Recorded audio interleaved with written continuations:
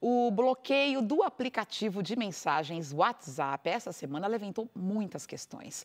É para conversar sobre elas que a gente convidou o diretor do Internet Lab, Centro de Pesquisa em Direito e Tecnologia, o Chico Brito Cruz.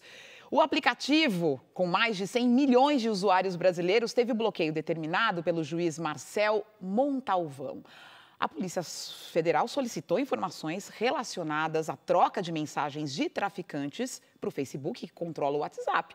A empresa não cumpriu a decisão e a suspensão foi decretada. Uma suspensão, Chico, que deixou muita gente na mão, porque hoje o WhatsApp as pessoas utilizam muito para trabalho, não só para mandar mensagenzinhas assim para o familiar, mas se tornou ali uma ferramenta de comunicação de muita gente, né? Sim, sem dúvida. Inclusive, por ser uma ferramenta de tanta gente, que tanta gente começou assim, a se insurgir contra essa decisão do juiz Marcel Montalvão, né? Por isso que o argumento de que isso foi uma decisão excessiva colou para muita gente e tem sido acolhido pelos tribunais, né? De que o bloqueio é uma decisão muito forte a ser adotada, mesmo que seja para um crime que pode ser um crime grave, mas é um crime que impacta em milhões de pessoas, né? Você também acha que foi uma decisão muito radical? Eu acho que é um radicalismo acho que se a gente começar a tentar adotar medidas radicais sempre assim, é um pouco de dar murro em ponta de faca,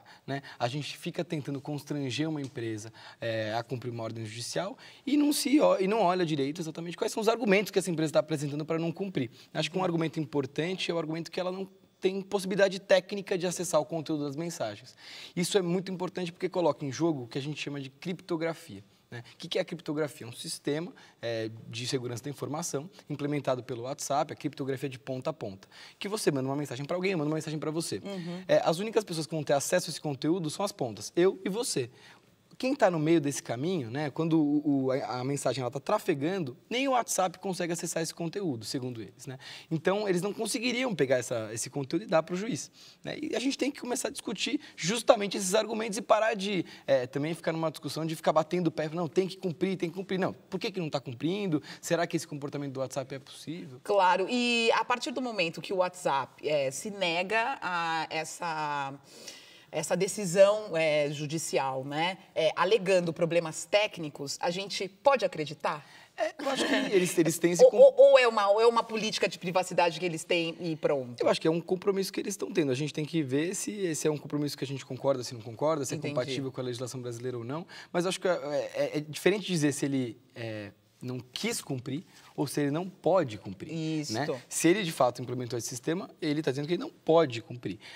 E aí, se uma pessoa não pode cumprir uma ordem judicial, se uma ordem judicial é impossível de ser cumprida, ela tem que ser revogada, ela não tem que valer, né? Porque ninguém pode ser obrigado a fazer o que não pode fazer, né? Entendi. Agora, o juiz embasa toda a decisão dele a partir da legislação brasileira. A legislação brasileira permite isso, então. O Marco Civil da internet permite? Permite esse constrangimento. A questão de se é um constrangimento adequado ao que você está querendo buscar, se impacta muita gente que não tem nada a ver com isso, isso é uma coisa. Entendi. Agora, se dá para constranger uma empresa, dá. E não só pelo Marco Civil, mas por toda a legislação civil, processual civil.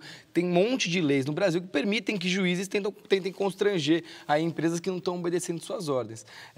Acho que isso faz parte justamente de tentar valer a legislação brasileira. Acho que a gente tem que ser um pouco generoso com o juiz, porque por mais que é uma atitude radical, um bloqueio que impactou todo mundo, ele está querendo dizer uma coisa importante. Olha, eu tenho um poder, eu quero ter um poder de acessar essa mensagem e a legislação brasileira é importante, tem que ser cumprida. Isso faz parte de fazer valer o Estado de Direito, fazer valer as nossas leis, que a gente votou no parlamento, que bem ou mal a empresa está operando aqui e tem que seguir, né? Então, acho que a gente tem que olhar para Você não está demonizando o juiz, não dá para demonizar, não é para demonizar. Porque é um juiz que o juiz não deveria ter esse poder, essa prerrogativa, não é isso que você está dizendo? A gente tem que olhar para esse ato do juiz como um ato de um pouco de desespero. Eu preciso acessar essa informação de qualquer jeito. O que eu discordo é o jeito, né? A medida que ele está tomando. Às vezes é melhor a gente tentar entender como é que os serviços funcionam, tentar entender quais são os problemas. Por exemplo, por que o juiz não mandou uma ordem judicial para os Estados Unidos, para o WhatsApp responder de lá? Tem muita gente que fala, não, esse sistema não funciona, essa cooperação internacional aí que se propõe não funciona. Por que que não funciona? Então, tentar criar alternativas menos radicais pode ser um caminho mais interessante do que bloquear para 100 milhões de pessoas. Claro, não foi a primeira vez que isso acontece e sempre que acontece tem uma discussão muito grande para pessoas ligadas à área, para pessoas também não tão ligadas à área. E a gente foi ouvir outro pesquisador, o Silvio Meira, da Universidade Federal de Pernambuco, que tem considerações muito bacanas sobre esse acontecimento. O bloqueio de aplicações como o WhatsApp pela Justiça, na escala que foi feita, na minha opinião, não é, primeiro, nem razoável, nem proporcional ao objetivo que se tentava conseguir com o bloqueio e, ao mesmo tempo, pode ser alguma coisa extremamente danosa para a rede como um todo. Aplicações desse porte são globais, são articuladas em múltiplos países e quando a gente tira do ar a parte brasileira da aplicação, você pode estar descompensando a rede em múltiplos lugares. Não é exatamente o tipo de coisa que devia estar acontecendo no Brasil agora. Basta lembrar que nos Estados Unidos, no caso da Apple, o FBI queria os dados de dentro de um celular.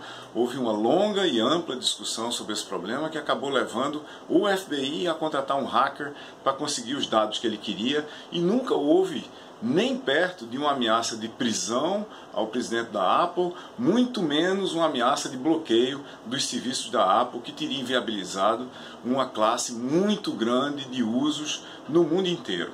O Marco Civil da Internet no Brasil deveria estar aí justamente para evitar isso. A gente devia ter um entendimento muito mais amplo do que a rede, do que são aplicativos, qual é o papel dos intermediários que evitasse esse tipo de bloqueio.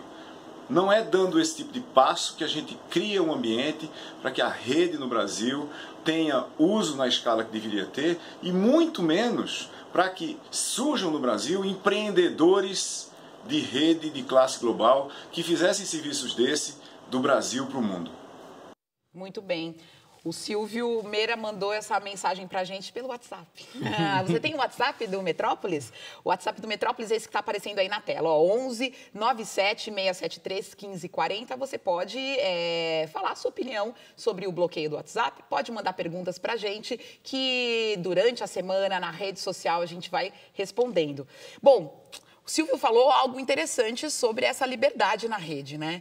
E o que a gente percebe agora, pelos acontecimentos, inclusive agora a CPI de crimes cibernéticos, está levando um relatório para votação que é um relatório considerado policialesco, que segue um pouco dessa filosofia do bloqueio do WhatsApp. A gente pode dizer isso, né? Sim, é uma filosofia de controle, né? Então, o que a CPI de crimes cibernéticos faz? Ela retrocede aí 10 anos de debate, que justamente foi o debate do Marco Civil, da gente tentar avançar em direitos, em garantir para o usuário de internet privacidade, liberdade de expressão, uma fruição da internet adequada, né? Que com todas as suas possibilidades, acesso à informação, e volta para um cenário de olhar para a internet como um lugar de crimes, um lugar escuso, um lugar que a gente tem que ter medo. E quando você coloca isso nas pessoas, a resposta imediata não, a gente tem que controlar, a gente tem que vigiar, a gente tem que fazer propostas mais, né, nesse sentido, de restringir as liberdades porque ali tem algum perigo. E aí a ideia da CPI de Cybercrimes é uma série de propostas, dentre elas, inclusive, uma que amplia as possibilidades de bloqueio que nem teve do WhatsApp agora,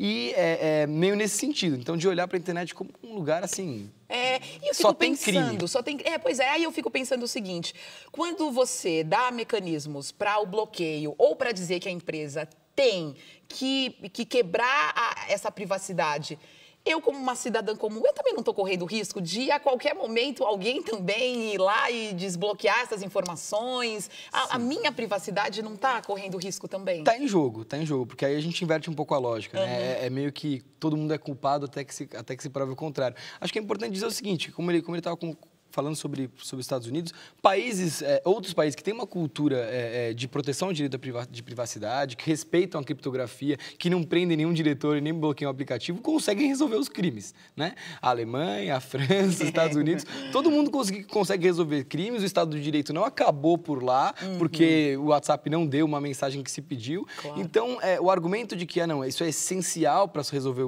os crimes tem que ser colocado um pouco em perspectiva. Olha, por que nos Estados Unidos, num cai o WhatsApp não necessariamente dá essas informações. A Apple, inclusive, pediu para abrir os iPhones, que também são criptografados. Num caso de terrorismo, a Apple se negou e essa medida não aconteceu, essa medida extrema não aconteceu. Acho que a gente tem que colocar um pouco em perspectiva para falar, não, talvez tenha outros jeitos de você investigar os crimes também, né? Que não é só o conteúdo das mensagens, mas outros jeitos. Acho que isso, olhar para os outros países pode ser interessante por causa disso. Claro, agora, o CEO, o dono, o presidente, o Morda do Facebook, eu já nem sei mais o que ele é, o Mark Zuckerberg, ele disse que esse tipo de bloqueio faz com que haja uma variação muito grande das ações da empresa, né? Chama os brasileiros para uma luta pela democracia na internet, pelo Estado de Direito. Você acha que esse tipo de bloqueio pode ter algum tipo de... pode ajudar em alguma decisão de tirar o WhatsApp do Brasil? Ou de alguma outra coisa extrema acontecer, que é o que as pessoas estão comentando? Acho que pode, né? O Zuckerberg pode falar assim, não, agora eu acho que o Brasil não é mais um território que eu quero operar, porque aqui é muito incerto, agora toda hora meu serviço vai cair e tal. Mas uma coisa importante é dizer o seguinte, serviços como o WhatsApp vão continuar a ser oferecidos.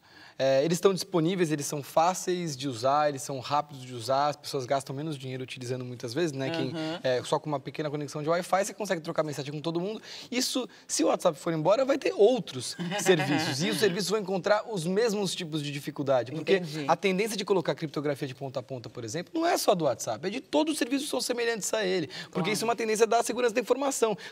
Quais são as informações que a gente troca por WhatsApp, por exemplo? Tudo que existe de mais sensível, delicado e privado das nossas vidas passa por esse sistema, né? A gente tem aí fotos, a gente tem aí questões que a gente conversa que são protegidas por sigilo profissional, senha de banco, tudo que é de mais íntimo passa por ali. Então, fazer uma ferramenta como a criptografia para tentar proteger as informações é uma tendência global.